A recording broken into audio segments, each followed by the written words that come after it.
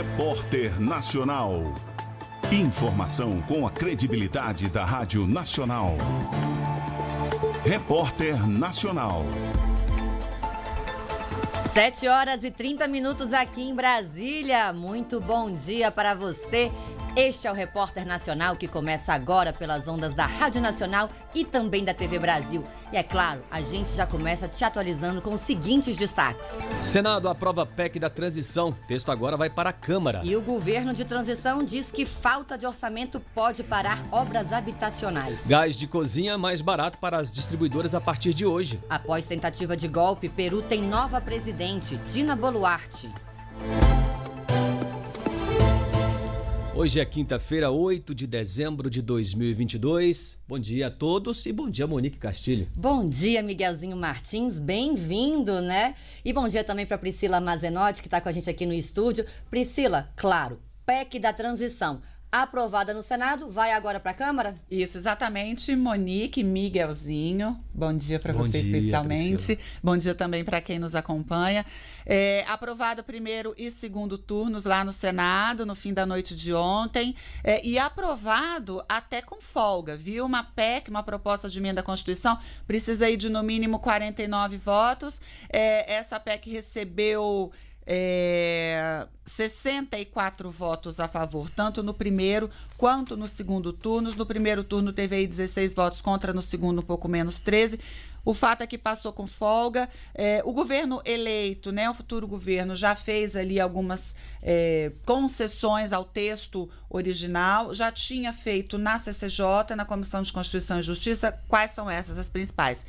Redução prazo de validade para 2 anos, redução também do valor do teto de 175 bilhões para 145 bilhões e a promessa de fazer a revisão da regra fiscal até o meio do ano que vem, até julho de 2023. Uma coisa que vale, né, ressaltar é o seguinte: o governo atual, por que veio essa história da PEC da transição, né? Vamos explicar. O governo atual tinha colocado na proposta orçamentária para o ano que vem somente 105 bilhões para o Bolsa Família, né? Que Auxílio Brasil, futuro Bolsa Família. Com isso, seria possível apenas o pagamento de R$ 405. E aí, então, veio essa PEC como uma forma de complementar para continuar esse pagamento de R$ 600, mais R$ 150 por criança da família, né? Cada filho de até 6 anos que o beneficiário tenha. O relator do orçamento para o ano que vem, o senador Marcelo Castro, do MDB do Piauí, disse o seguinte: olha, o espaço fiscal aberto por essa PEC vai permitir, então, a recomposição de vários programas sociais na área da saúde, na área da educação. O mesmo discurso teve o relator dessa proposta no Senado, o senador Alexandre Silveira. Disse o seguinte: olha, essa vai ser possível a recomposição dos investimentos nessas áreas, em áreas sociais e também o aumento do salário mínimo. Então, aprovou primeiro e segundo turno, vai agora para a Câmara. Na Câmara precisa de 308 votos, pelo menos, também em 2 turnos. Votação que deve ocorrer na semana que vem, correndo aí, porque o recesso parlamentar está chegando, né? É verdade. Pois é, Priscila, e ontem, né, falamos aqui sobre a preocupação com o orçamento do MEC, da falta de dinheiro para a compra de livros didáticos da educação básica e também do risco de não pagamento da Bolsa de Estudantes residentes de medicina e de pós-graduação. Então, para se ter uma ideia, ontem a Universidade Federal do Ceará informou que os pagamentos de bolsas, restaurantes universitários, contratos e de insumos em dezembro estão inviabilizados após bloqueio orçamentário do Ministério da Educação. Outras federais, como as do Paraná, Santa Catarina e Rio de Janeiro, já tinham anunciado o impacto. Miguelzinho, e a CAPES, né, que é o órgão responsável pela pós-graduação no país, publicou em nota que ficou impedida de pagar as mais de 200 mil bolsas de estudo. Pois é, só explicando, o bloqueio anunciado pelo MEC no início de dezembro foi de 344 milhões de reais para as universidades. Na terça, o Ministério da Economia chegou a publicar uma portaria liberando 300 milhões de reais para o Ministério da Educação. Agora, a realocação dos recursos cabe ao MEC, que ainda não respondeu aos contatos da nossa equipe aqui do jornal sobre o assunto. E outro grupo técnico de habitação se reuniu e constatou a mesma coisa, que se o orçamento não for recomposto a tempo, milhares de obras podem parar. Lucas Por Deus Leon. O grupo técnico do governo de transição que estuda a recriação do Ministério das Cidades informou nesta quarta-feira que o orçamento de 2023 só prevê 5% dos recursos necessários para a manutenção das obras de habitação já iniciadas no país. Segundo a equipe do grupo, o orçamento necessário para manter essas obras é de 1 bilhão e 600 milhões de reais. Só que o projeto enviado pelo governo atual ao Legislativo prevê apenas 82 milhões de reais para essas obras. O deputado federal eleito por São Paulo, Guilherme Boulos, integrante do grupo, calculou que as obras com esse orçamento devem parar em janeiro. A distorção entre o orçamento deixado pelo Bolsonaro e o que é necessário para poder executar as obras em andamento é abissal. Nós estamos falando de 5% do valor total. Então, não tem como você definir discricionariamente uma ou outra obra, né? A situação é tão catastrófica, o orçamento é tão fictício que nós teríamos, se não aprovada a PEC, uma paralisação geral. O governo de transição estima que as obras de 100 mil unidades habitacionais podem ficar paralisadas. Somando as obras em andamento ou as já previstas de habitação, saneamento e mobilidade, o grupo estima que seriam necessários cerca de 6 bilhões de reais para 2023. Ainda segundo a equipe de transição, o orçamento para a área no próximo ano está 90% inferior aos gastos previstos para a mesma área em 2022. Da Rádio Nacional em Brasília, Lucas Por Deus Leão. O Supremo Tribunal Federal começou a julgar a constitucionalidade das emendas de relator ao Orçamento da União, o orçamento secreto. Por enquanto, os ministros se dedicam às sustentações orais, que são os argumentos das partes envolvidas. A votação deve começar somente no dia 14 de dezembro. Vitor Ribeiro. O Supremo Tribunal Federal deve retomar na quarta-feira da semana que vem o julgamento que vai decidir se as emendas de relator, também chamadas de orçamento secreto, violam a Constituição Federal. Os ministros analisam, em conjunto, 4 ações movidas pelos partidos Verde, PSOL, PSB e Cidadania. Desde 2020, parte das verbas federais tem sido destinada pelo relator do Orçamento da União a parlamentares, mas diferentemente do que ocorre com as emendas parlamentares regulares, o Congresso Nacional não divulga quais são os deputados e senadores que usam, nem os prestadores de serviço ou órgãos públicos que recebem esses valores. Para os partidos que foram ao STF, a liberação desses recursos prejudica a moralidade, a legalidade, a transparência, a publicidade e o controle social das contas públicas. Também comprometem a impessoalidade e o próprio regime de destinação das emendas parlamentares. A Procuradoria-Geral da República e a Advocacia-Geral da União pediram que o Supremo Tribunal Federal rejeite as 4 ações e autorize o orçamento secreto. Para a PGR e a AGU, a liberação de verbas dessa forma é constitucional e a falta de transparência foi resolvida com um ato conjunto da Câmara e do Senado que determinou a publicação de relatórios sobre esses pagamentos. Na sessão dessa quarta-feira, o plenário ouviu os advogados que representam os partidos e o Congresso Nacional, os especialistas em orçamento e transparência e a vice-procuradora-geral da República. Os ministros do STF vão apresentar os votos a partir da próxima quarta-feira. Nesta quinta não tem sessão na Corte, porque é feriado no Poder Judiciário. Da Rádio Nacional em Brasília, Vitor Ribeiro.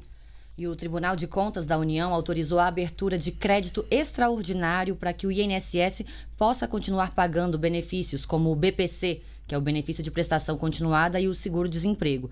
Essa abertura de crédito deve ser feita por meio de medida provisória. É que no início da semana o INSS já havia alertado que os bloqueios no orçamento poderiam afetar o caixa, com o possível fechamento de agências e suspensão de perícias, por exemplo. Já o governo alegou que a redução da fila de liberação dos benefícios do INSS resultou em um gasto maior que o estimado e não haveria mais espaço no teto para acomodar o aumento dessas despesas. No fim de novembro, o governo federal contingenciou 5 bilhões e 700 milhões de reais do orçamento federal para cumprir o teto de gastos. A partir de hoje, a Petrobras vai reduzir o valor do gás de cozinha vendido às distribuidoras. Fabiana Sampaio. A Petrobras anunciou uma redução de 9,7% no preço médio de venda do gás de cozinha para as distribuidoras a partir desta quinta-feira. O valor do quilo vai passar de R$ 3,58 para R$ 3,23, o que representa uma queda de R$ 4,55 no valor pago por essas empresas a cada 13 quilos, que passaria a custar cerca de R$ 42. Segundo a estatal, o valor cobrado pela Petrobras corresponde a 42,5% do preço final que as famílias pagam pelo botijão de 13 quilos, que custa em média R$ 109,75 no país. Distribuidores e revendedores de combustíveis ficam com 47% do valor pago pelo consumidor final e 10,5% vão para as unidades da federação por meio do ICMS, Imposto sobre Circulação de Mercadorias e Serviços. Ainda de acordo com a companhia, os reajustes de combustíveis acompanham a evolução dos valores de referência e é coerente com a prática da empresa, que busca o equilíbrio dos seus preços com o mercado. Com informações da Agência Brasil da Rádio Nacional no Rio de Janeiro, Fabiana Sampaio. E ontem à noite saiu o resultado da reunião do Copom. A taxa Selic, juros básicos da economia, foi mantida em 13,75% ao ano. Essa decisão já era esperada pelos analistas financeiros. É a terceira vez seguida em que o BC não altera a taxa.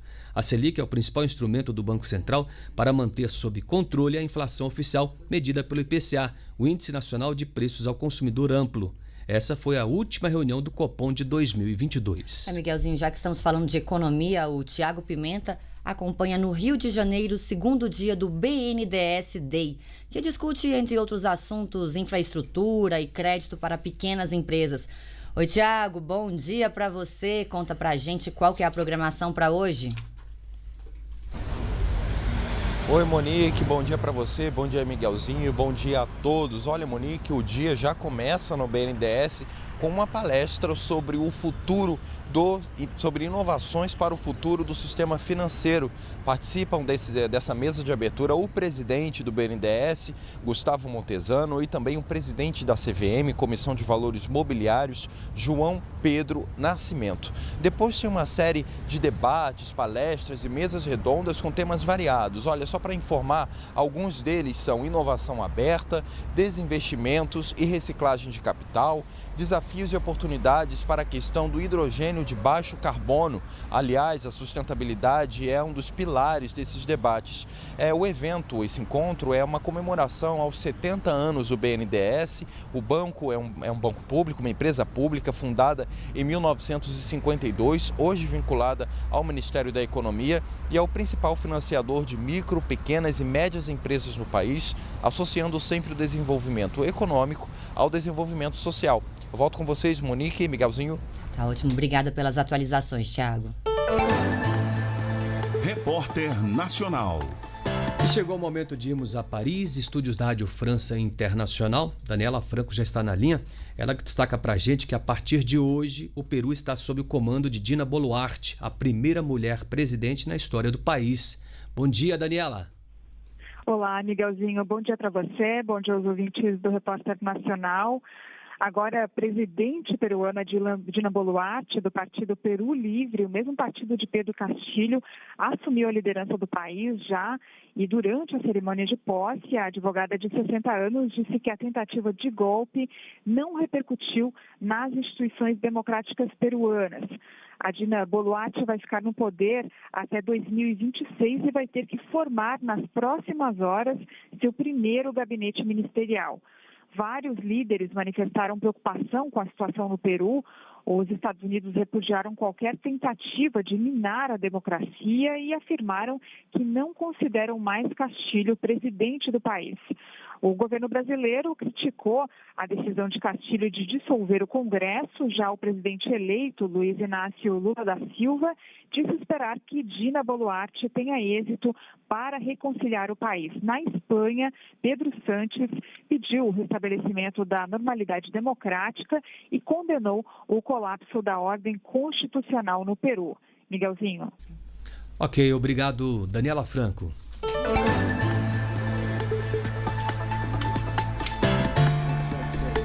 E o Ministério Público denunciou o ex-deputado federal Roberto Jefferson por 4 tentativas de homicídio, resistência qualificada, posse de arma de fogo e munição, além de posse e adulteração de granadas.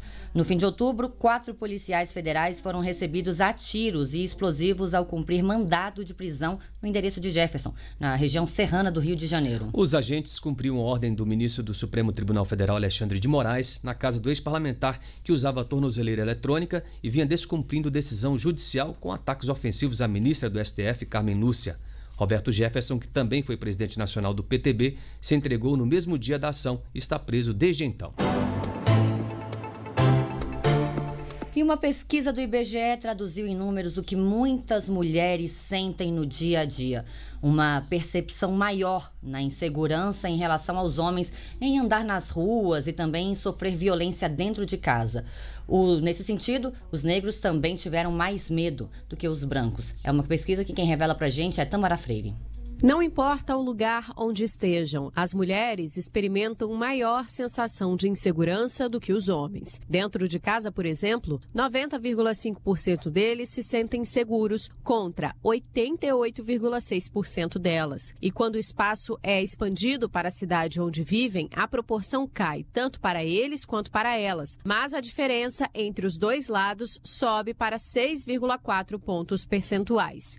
E enquanto 1 a cada 4 homens não se sente seguro de andar sozinho pelas ruas, o mesmo receio é vivenciado por 1 a cada 3 mulheres. Os dados são da Pesquisa Nacional por Amostra de Domicílios e foram captados no final de 2021 pelo IBGE e divulgados nesta quarta-feira. A pesquisa também investigou do que as pessoas têm mais medo e a diferença das respostas de homens e mulheres são reveladoras, de acordo com a pesquisadora do IBGE, Alessandra Scaglione. Em geral, as mulheres elas têm uma percepção de risco alto e médio maiores para quase tudo, mas, sobretudo, a diferença mais gritante aqui entre homem e mulher é o ser vítima de agressão sexual, enquanto 5,7% dos homens têm essa percepção de risco alto e médio, para mulheres é 20,2%. Onde os homens informaram uma proporção maior de risco foi ser vítima de violência policial, 13,5% contra 8,5%, e ser confundido com bandido pela polícia, 13,4% de homens e 6,9% de mulheres. O levantamento também aponta que em 10 dos 13 tipos de violência investigados, as pessoas pretas ou pardas têm mais medo de serem vítimas do que as brancas, incluindo ser atingido por bala perdida e sofrer violência policial, com uma diferença superior a 4 pontos percentuais. A pesquisadora do IBGE, Alessandra Scaglione, explica que os fatores ambientais também influenciam muito a sensação de segurança. A gente tem um escalonamento, né? Se tem um serviço público ruim, reduz um pouco a proporção de pessoas serem seguras. Se tem uma incivilidade, reduz um pouco mais. E se tem um crime ou violência, reduz ainda mais. Considerando a população em geral, mais da metade dos brasileiros se sentem inseguros de andar sozinhos à noite nas ruas. Uma proporção que chega a 60,4% na região norte e cai para 38,1% no sul. Da Rádio Nacional no Rio de Janeiro, Tamara Freire. Falando em violência, ontem a ministra da Mulher, da Família e dos Direitos Humanos, Cristiane Brito, esteve aqui na Voz do Brasil e falou dos principais alertas, ou seja, quando a luz vermelha deve acender. Aquela mulher que de repente ela se isolou da família, ela sempre diz não a qualquer tipo de convite social, que de repente desenvolveu uma crise de ansiedade, não consegue nem sequer falar o que está acontecendo. O primeiro sinal é o isolamento, porque o agressor, ele de todas as formas, ele vai impedir que aquela mulher tenha algum tipo de contato com amigos, com vizinhos, com parentes. Os sinais da violência psicológica são evidentes logo no início do ciclo da violência, porque nenhuma mulher é vítima do feminicídio da noite para o dia. Primeiro ela entra no ciclo da violência com agressões verbais, depois ela é vítima de agressões psicológicas que podem perdurar por anos e ela sequer se dá conta que ela está sendo vítima de violência. É importante reforçar, para qualquer denúncia, basta ligar 180. O serviço funciona 24 horas por dia. A denúncia também pode ser feita pelo Telegram, digitando na busca Direitos Humanos Brasil, e pelo WhatsApp, por meio do número 61 99 656 5008. Repetindo, 61 99656 5008. Esportes. E amanhã, ao meio-dia, Brasil volta a campo para enfrentar a Croácia. E a seleção, claro, tá focada nos treinos. Bruno Mendes tem detalhes pra gente. O lateral Alexandro deve ser a novidade dos relacionados brasileiros para o duelo da próxima sexta-feira, diante da Croácia no estádio Cidade da Educação, a partir do meio-dia. Alexandro voltou a treinar com bola e pode reforçar o elenco do técnico Tite, que nesta quarta-feira fez um treino fechado para a imprensa. O atacante Vinícius Júnior, além de falar que vai continuar com as dancinhas caso marque gols, comentou ainda sobre os objetivos alcançados na carreira, mas quer chegar mais longe no futebol. Fico muito feliz das metas que eu coloquei na minha vida eu ter alcançado e com apenas 22 anos quero seguir fazendo todo o trabalho que eu venho fazendo até aqui, que eu fiz para chegar nesse momento tão importante da onde eu tenho os melhores jogadores ao meu lado, não só aqui na seleção, mas como no Real Madrid também. E se Deus quiser, até dia 18 a gente pode colocar mais um na lista e depois tentar ganhar tudo outra vez. A FIFA definiu a arbitragem de Brasil e Croácia. O trio será inglês. Apita Michael Oliver. Ele será auxiliado por Stuart Burt e Gary Beswick. O quarto árbitro será Mustafa Gorbal, da Argélia. O holandês Paul van Beckel será um árbitro responsável pelo VAR. Da Rádio Nacional em Brasília, Bruno Mendes. Os dinossauros costumam despertar a curiosidade de muita gente, não é? Incluindo aí crianças e adultos. E tem novidades sobre esse assunto no Brasil, viu?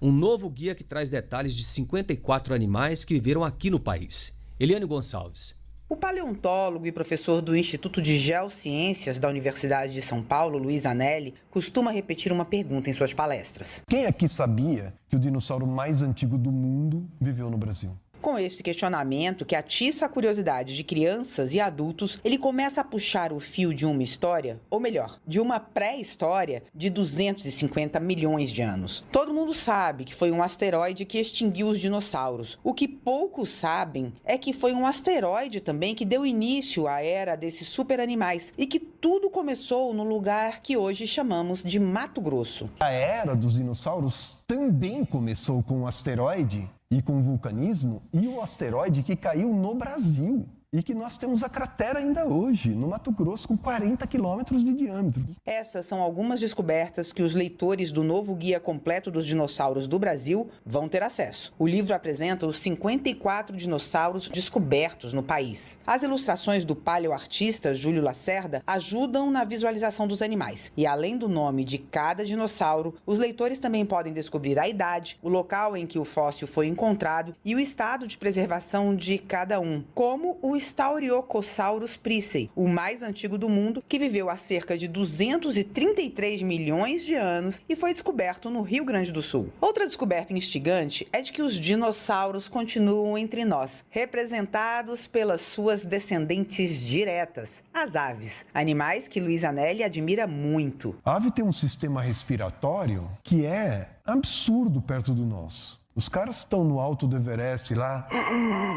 sufocando com o cilindro, passam uns gansos a 500 metros de altura, mas se reproduzem melhor, tudo melhor. Hoje tem 5 mil espécies de mamíferos e 11 mil espécies de aves. 400 bilhões de aves. Nós ainda vivemos na era dos dinossauros, só que nós somos arrogantes. O novo Guia dos Dinossauros do Brasil foi publicado pela EDUSP e foi pensado como material de apoio para professores do ensino fundamental, médio e ensino superior, além de ser fonte de estudos para pesquisadores e outros curiosos. Da Rádio Nacional em São Paulo, Eliane Gonçalves. O adolescente de 16 anos que matou 4 pessoas e feriu outras 12 em um ataque a 2 escolas em Aracruz, no Espírito Santo, deve cumprir até 3 anos de internação, limite máximo estabelecido como medida socioeducativa para menores de idade no Brasil. O juiz Felipe Leitão, da Vara da Infância e Juventude de Aracruz, concluiu o processo em relação ao autor dos ataques ocorridos no dia 25 de novembro desse ano. Segundo a polícia, o adolescente usou 2 armas de responsabilidade do pai, um policial militar. Casas invadidas pela água, pertences perdidos e mortes. Diante de tanta chuva, a Secretaria Nacional de Proteção e Defesa Civil decretou situação de emergência em 43 municípios de Minas Gerais, entre eles Barbacena, João Molevade e Teófilo Otoni. Além disso, mais de 70 mil pessoas estão desabrigadas ou desalojadas, mas não há municípios em estado de calamidade pública. 7h54. Ficamos por aqui. Nos encontramos de novo amanhã, às 7h30 da manhã, em mais um Repórter Nacional. Na TV Brasil, você fica agora com o Brasil em Dia e na Rádio Nacional já sabe, muita música e informação. Até amanhã. Tchau, tchau. Até lá. Repórter Nacional. Informação com a credibilidade da Rádio Nacional.